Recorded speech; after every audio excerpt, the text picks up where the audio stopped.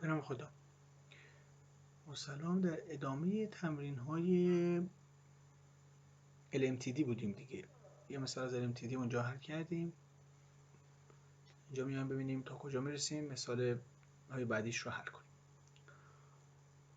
سوال میگه میخواهیم یک مبدل حرارتی پوست لوله طراحی کنیم. 2.5 کیلوگرم بر ثانیه آب را از دمای 15 درجه سانتیگراد به 85 درجه سانتیگراد برساند. عمل گرمایش با عبور روغن موتور 160 درجه سانتیگراد از سمت پوست مبدل انجام می شود. ضریب جابجایی روغن سطح خارجی لوله ها یعنی پوسته 400 وات متر مربع کلوین می باشد، یعنی اچ پوسته رو داده. 10 شاخه لوله آب را از داخل پوسته عبور میدن. پس تعداد لوله های شما 10. هر لوله جدار نازک قطرش 25 میلی متره. 8 مسیر را در داخل پوسته می‌پاید. پس 10 شاخه لوله داری، یعنی تعداد لوله 10. تعداد پاس یا مسیر یا گذر 8. 8 مسیر رو میره. اگر روغن در دمای 100 از مبدل خارج شود، دبی جرمی آن چقدر است؟ طول مورد نیاز لوله ها چقدر باید باشد؟ طول پوسته چقدر باید باشد؟ ببینید یه مبدل لوله 1 2 3 4 5 6 7 8 مسیر رو میره. تعدادشون 10 تاه. قطر هر کدوم هم 25 میلی متره. تعداد 10 مسیر 8 و آب با دبی امداد کلت وارد میشه 2.5 کیلوگرم بر ثانیه و خارج میشه از لوله. روغن وارد میشه و از پوسته و خارج میشه مون سیار گرمتون. اچ روغن هم 400 وات متر مربع کلوینه. دقت کنین روغن که سیال گرم ما 160 درجه وارد میشود، دبیش معلوم نیست و دمای خروجی سیال گرممون 100 درجه است و آب که سیال سرد ما 15 درجه وارد میشه و با دبی 2.5 کیلوگرم بر ثانیه و 85 درجه سانتیگراد خارج میشه. پس این مبدل رو گفتیم مبدل های چند مسیره، خلاصش میشه یک مبدل خلاف جهت کانترفلو دیگه. ساده شدهش گفتیم این میشه دیگه. میخوایم ضریب تأثیر پیدا کنیم، برای ضریب اصلاح پیدا کنیم، اون F رو مثلا گفتیم ساده شده یه مبدل چند مسیر و عمود به هم یه مبدل خلاف جهته. خب پس در دمای 160 وارد میشه، 100 خارج میشه، 15 وارد میشه، 100 و 85 خارج میشه. تو رسم این اشتباه نکنید خواهشاً. سرد و بالا گرم و پایین نکشین. همیشه از اینجا ورودی گرم رو انتخاب کنید. ورودی گرم میاد و از این طرف هم ورودی سرد میاد و خارج میشه. خب 4 تا دما معلومه. طولم میخواد، پس مسئله سایزینگ. شما الان میتونید 160 به اضافه 100 تقسیم بر 2 کنین، سی پی اینو به دست بیارین. 85 به اضافه 15 تقسیم بر 2 کنین، سی پی و خواص این رو به دست بیارین. پس دمای متوسط گرم و سرد رو اول پیدا کنیم. مجموع دو تا دماهای ورودی که تقسیم بر 2 میشه دمای متوسط. پس دمای 160 به اضافه 100 تقسیم بر 2 برای سیال گرم میشه 130 درجه سانتیگراد یا 403 کلوین. میرم جدول الف 5 این گروپ را سی پی روغن موتور رو میخونم 2.35. برای آب چون داخل لوله میشه شما خواص بیشتری میخواین. چرا؟ گفتیم هر جریانی وارد لوله میشه شما باید رینولدزش هم حساب کنید. خب دمای متوسط آب میشه 85 به 15 دوم میشه 50 درجه سانتیگراد یا 323 کلوین. میریم جدول الف 6 این گروپ رو برای آب پرانتلش کا سی پی و مو رو میخونیم.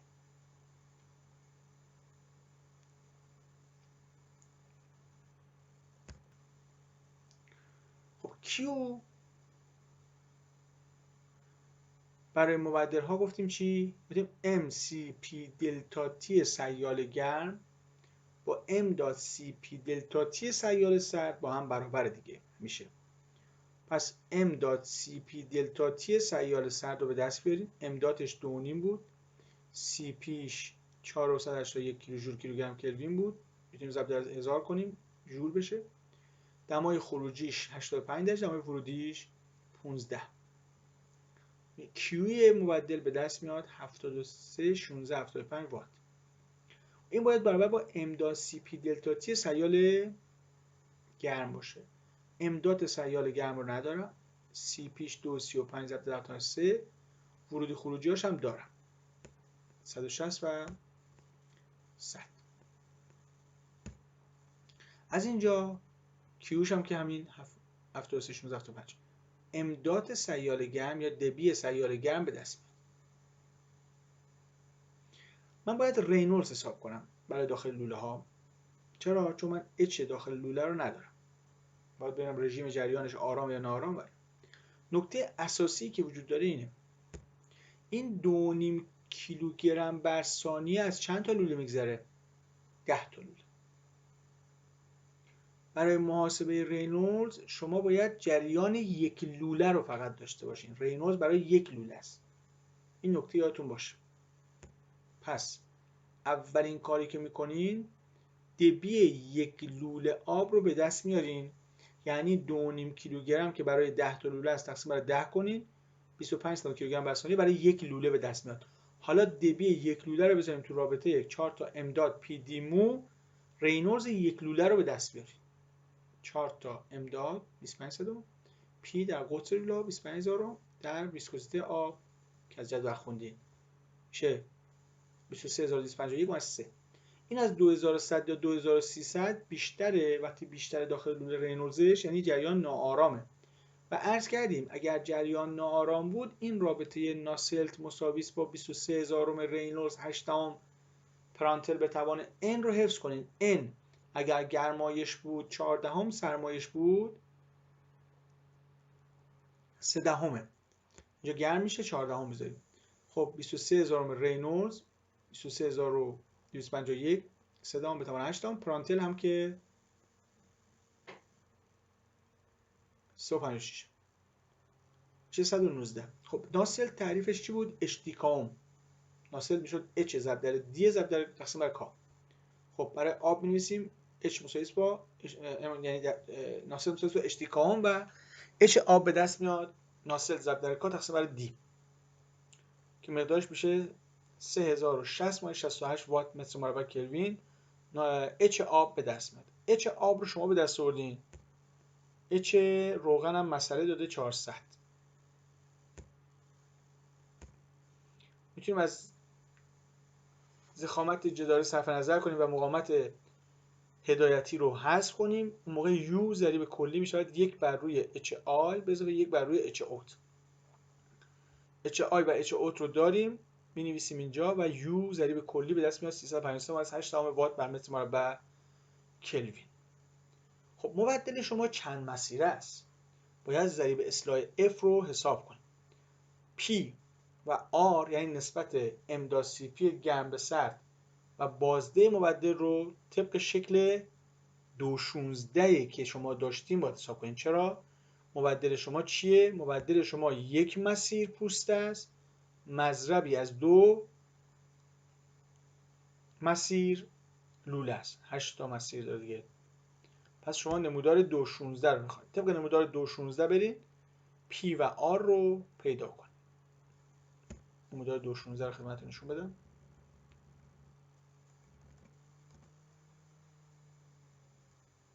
این P و R رو P میشه چی؟ میشه دمای خروجی لوله به دمای ورودی لوله تقسیم بر دمای ورودی پوست تقسیم بر دمای ورودی پوست. R میشه اختلاف دمای ورودی خروجی پوست و اختلاف دمای ورودی خروجی لوله. این است.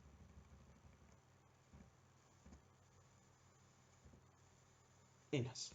خب الان P و R رو دارید. P و R رو داشته باشین میرین نمودار همون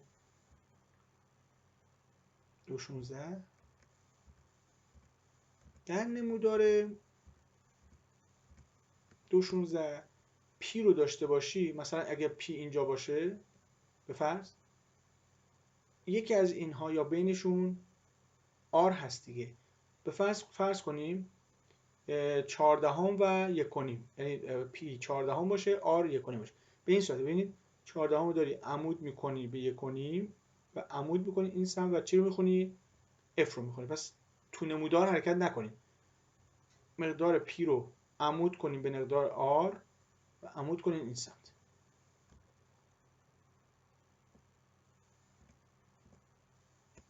میشه 92 صدم. از طرفی هم 4 تا دمای ورودی خروجی رو داریم. دلتا تی LMTD کانترفلو رو به دست میاریم. یعنی چی؟ دلتا تی 1 میشه این، یعنی 160 من 85.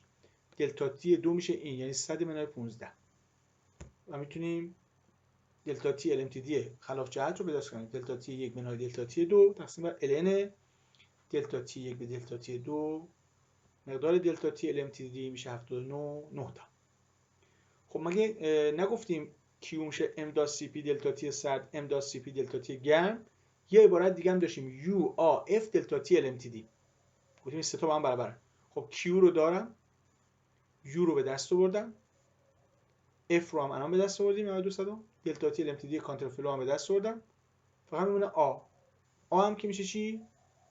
آ میشه ان تا لوله دارم، هر لوله پی دی ال مساحتشه. پس میشه ان تا پی دی ال، 10 تا پی دی ال مثلا. خب اینجا چی مجهوله؟ ال لوله. پس Q تقسیم بر F U N P D دلتا T کانترکارنت طول لوله به دست میاد. پس طول لوله میشه 821 هزارم متر. طول پوسته میشه چی؟ با فرض که لوله ها کل مسیر پوسته رو طی میکنن، چند بار لوله مسیر پوسته رو طی کرده؟ 8 بار. پس طول کل لوله ها رو تقسیم بر 8 کنم، مسیر گذرش کنم، پاس تقسیم بر پاس یا گذر کنم، پوست طولش به دست میاد. این طول کل لوله است. گاهی اوقات به شما میگن طول لوله در هر مسیر، موقع منظورش همون طول پوسته است. اگه گفت طول لوله، کل لوله رو میخواد که به دست آورید. اگه به شما بگه طول لوله در هر مسیر، یعنی چی؟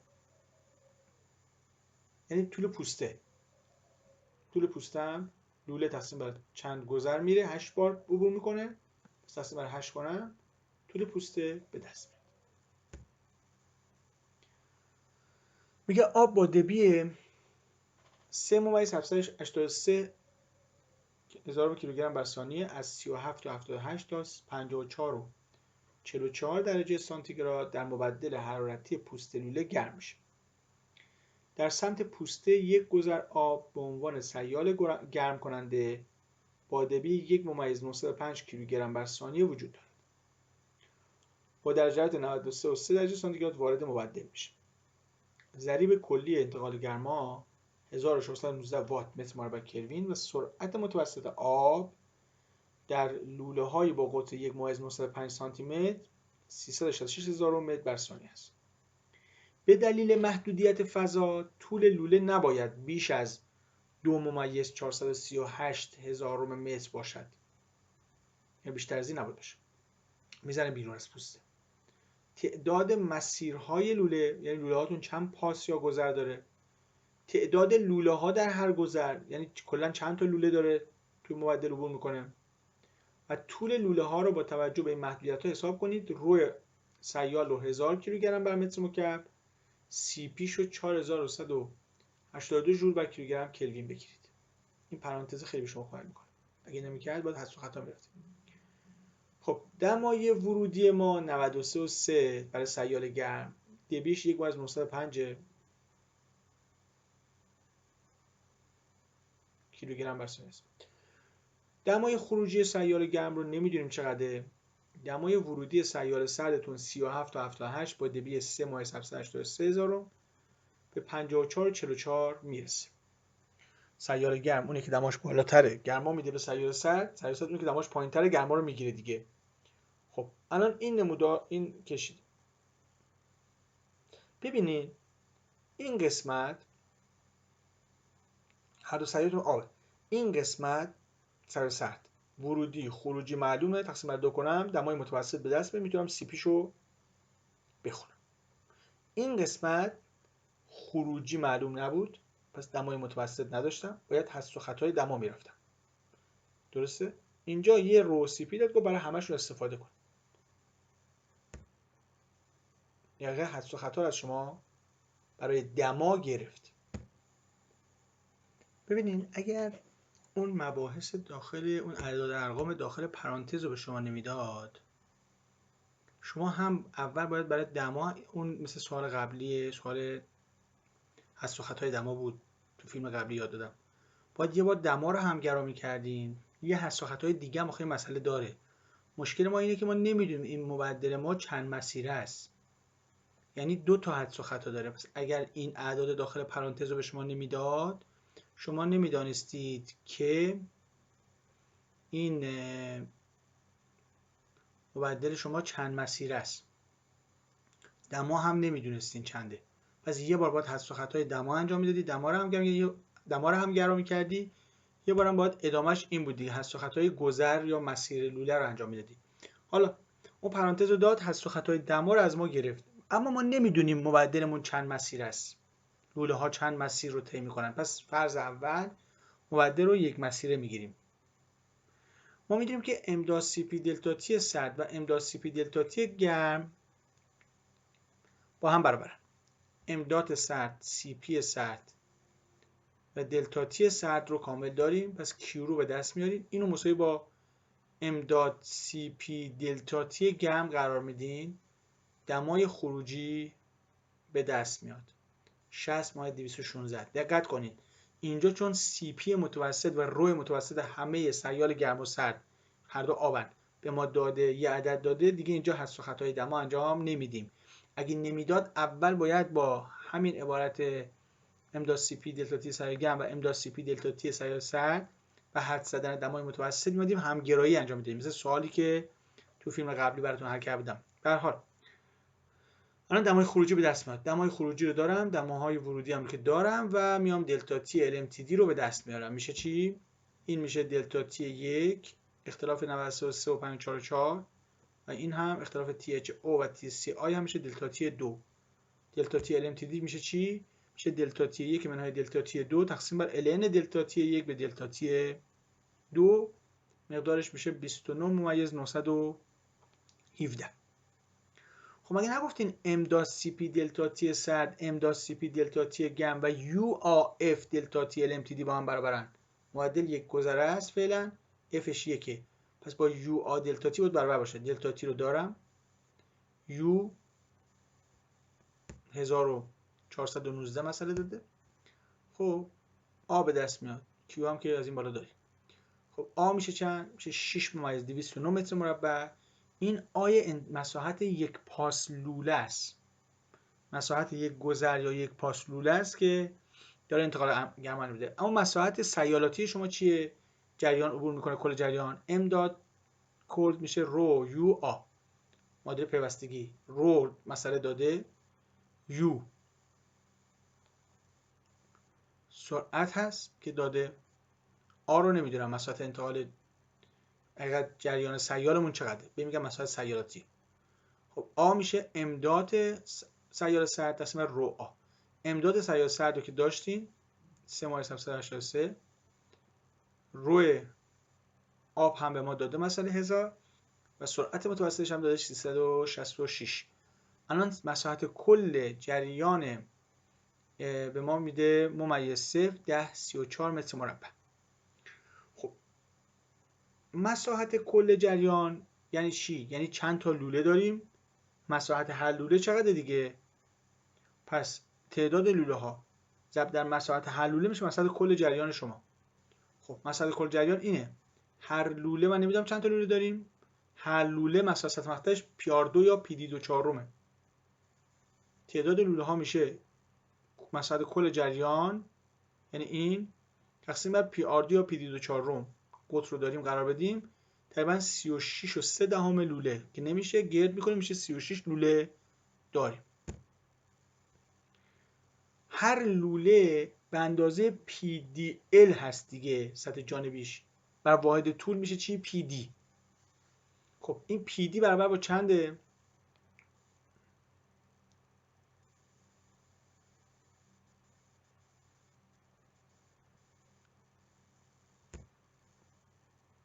خب پی دی، پی قطر رو داریم، پی ضرب در دی میشه 0.598 میشه مساحت جانبی هر لوله بر واحد طول.